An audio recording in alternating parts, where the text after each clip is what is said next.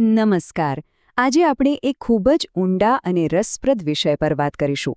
આપણે સાર્વભૌમ શુદ્ધતા અને દૈવી રાજ્ય સુધી પહોંચવાના માર્ગને સમજવાનો પ્રયત્ન કરીશું અને આ જ જટિલ લાગતા આધ્યાત્મિક ખ્યાલોને એકદમ સરળ રીતે રજૂ કરીશું. તો ચાલો જોઈએ કે આપણી આજની ચર્ચા કયા મુદ્દા ઉપર આગળ વધશે. આપણે 6 મુખ્ય વિષયો પર ધ્યાન કેન્દ્રિત કરવાના છીએ. પહેલું, દુનિયાની અત્યારની ભટકેલી સ્થિતિ. બીજું, પિતા તરફથી મળતો વારસો. ત્રીજું, શુદ્ધ બનવા માટે કેવો પ્રયત્ન કરવો પડે. ચોથું, એ પ્રયત્નનું ફળ શું છે, એટલે કે અચળ રાજ્ય.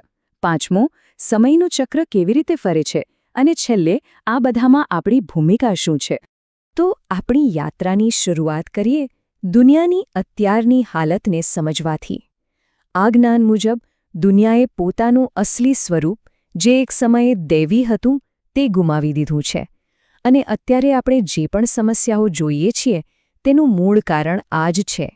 અને આનાથી જ એક મોટો સવાલ ઊભો થાય છે, ખરું ને, કે ભાઈ, આખી દુનિયામાં આટલું બધું દુઃખ, આટલો બધો અધર્મ, એ આવ્યું ક્યાંથી? એક જમાનામાં જે સ્વર્ગ હતું એની આવી દશા કેવી રીતે થઈ ગઈ? આ બદલાવને સમજવા માટે અહીં 2 શબ્દો પર ખાસ ધ્યાન આપવામાં આવ્યું છે: પૂજ્ય અને પૂજારી. વિચારો, એક સમય હતો જ્યારે મનુષ્યો પોતે જ પૂજ્ય હતા, મતલબ કે દેવતા સમાન, પૂજાને લાયક, દુનિયાના માલિક. અને આજે એ જ મનુષ્ય પૂજારી બની ગયો છે, એટલે કે ભક્ત, જે પોતાનાથી ઉપર કોઈ બીજાની પૂજા કરે છે. આ કેટલો મોટો ફેરફાર છે. તો સવાલ એ છે કે શું આ પતિત અવસ્થામાંથી બહાર નીકળવાનો કોઈ રસ્તો છે? અને જવાબ છે હા. અહીં જ વાત આવે છે પિતાના વારસાની. આ એક એવો અનોખો સંદેશ છે જે સીધો એક દૈવી સ્ત્રોત તરફથી આવે છે. અહીં એક ખૂબ જ ખાસ પાત્રનો ઉલ્લેખ છે: સ્વર્ગીય ભગવાન પિતા. અને જુઓ, એમને માત્ર ભગવાન નથી કહ્યા, પણ પિતા કહ્યા છે. એક એવા પિતા જે પોતાના બધા જ બાળકોને, એટલે કે દરેક આત્માને, સ્વર્ગ અને અનહદ સુખનો વારસો આપવા માટે આવે છે.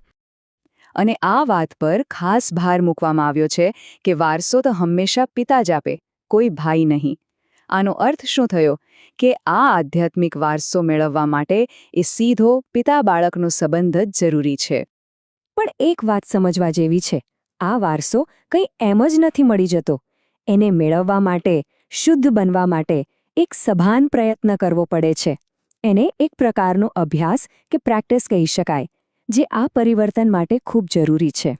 તો આ પ્રયત્ન છે શું? એના 3 મુખ્ય ભાગ છે. પહેલું, શ્રીમત પર ચાલવું, એટલે કે પિતા જે શ્રેષ્ઠ સલાહ આપે એના પર ચાલવું. બીજું, પિતાને સતત યાદ કરવા, કારણ કે એ જ તો શક્તિનો સ્ત્રોત છે. અને ત્રીજું, અને સૌથી અઘરું, 5 મોટા વિકારો પર જીત મેળવવી. કયા વિકારો? કામ, ક્રોધ, લોભ, મોહ અને અહંકાર, જે બધા દુઃખનું મૂળ છે. અને આ પ્રયત્ન નાનો સૂનો નથી. જરા વિચારો, આ વિકારો આપણી સાથે અડધા કલ્પથી, એટલે કે હજારો વર્ષોથી છે. અને એમને ફક્ત એક જન્મમાં છોડવાના છે. આ જ તો ખરી મહેનત છે, આ જ તો મોટો પડકાર છે. સારું, તો આટલી બધી મહેનત, આટલો મોટો પ્રયત્ન, એનું ફળ શું મળશે? એનું પરિણામ છે એક એવું રાજ્ય જેની કોઈ કલ્પના પણ ન કરી શકે. એક અચળ, અવિનાશી રાજ્ય.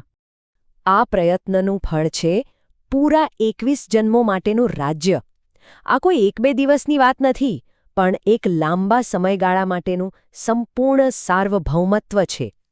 આ દૈવી રાજ્ય, જેને આપણે સતયુગ કે ગોલ્ડન એજ પણ કહીએ છીએ, એ કેવો હશે? ત્યાં માત્ર એક જ ધર્મ હશે, એક જ ભાષા હશે. મતલબ કે કોઈ મતભેદ નહીં, સંપૂર્ણ એકતા. ત્યાં હશે અખંડ શાંતિ, કોઈ વિકાર નહીં, કોઈ પાપ નહીં. દરેક જણ સંપૂર્ણપણે ન્યાયી અને સંપૂર્ણ સાર્વભૌમત્વ. પણ પછી સવાલ એ થાય કે જો આવું સંપૂર્ણ રાજ્ય હતું, તો ગયું ક્યાં? એનું શું થયું? આ સમજવા માટે આપણે સમયને એક ચક્રના રૂપમાં જોવો પડશે, કારણ કે સમય સીધી રેખામાં નથી ચાલતો. જો, આત્માની આખી યાત્રા 4 યુગોમાં વહેંચાયેલી છે. શરૂઆત થાય છે સતયુગથી, જ્યાં આત્મા 100% શુદ્ધ છે, જેને કહેવાય સતોપ્રધાન. પછી આવે ત્રેતાયુગ, જેમાં શુદ્ધતા થોડી ઓછી થાય છે અને આત્મા સતો બને છે. દ્વાપરયુગમાં તો વિકારોની એન્ટ્રી થાય છે, આત્મા રજો બને છે, અને ત્યારથી જ ભક્તિ શરૂ થાય છે. અને છેલ્લે આવે કલયુગ, જ્યાં આત્મા સાવ પતિત એટલે કે તમોપ્રધાન બની જાય છે. તો અત્યારે આપણે ક્યાં છીએ? બરાબર. આ ચક્રના અંતમાં જ્યાં આખું માનવ વિશ્વરૂપી જે ઝાડ છે એકદમ જર્જરિત સડી ગયું છે, એનો જે પાયો હતો, મૂળ દૈવી ધર્મ, એનું તો નામ નિશાન નથી રહ્યું. આ છે અત્યારના સમયની વાસ્તવિકતા. આખી વાતને સમજવા માટે અંતમાં એક બહુ સુંદર રૂપક આપવામાં આવ્યું છે કે આ આખું જીવન એક બહુ મોટું, પહેલેથી નક્કી થયેલું નાટક છે. અને આ નાટકનો હેતુ શું છે? એ છે જીવન મુક્તિ. આનો અર્થ સમજજો. મૃત્યુ પછીની મુક્તિ નહીં, પણ જીવતા જીવ, વિકારોના રાવણ રાજ્યમાંથી આઝાદી. અને આ જ્ઞાનથી આ 1 સેકન્ડમાં પણ શક્ય બને છે.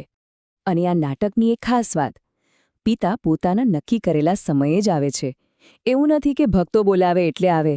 ના, નાટકમાં જ્યારે એમનો રોલ હોય ત્યારે જ એમની એન્ટ્રી થાય છે. બધું જ ફિક્સ છે. તો આપણે આખી યાત્રા જોઈ, કેવી રીતે આત્મા શુદ્ધતામાંથી પતિત અવસ્થામાં આવી અને કેવી રીતે પિતાના જ્ઞાનથી ફરી પોતાનો દૈવી વારસો મેળવી શકે છે. આ બધું એક મોટા નાટકનો હિસ્સો છે. તો અંતે સવાલ આપણા સૌ માટે એ જ છે કે જો આ જીવન એક નાટક છે તો આપણે એમાં કયો ભાગ ભજવવાનો છે?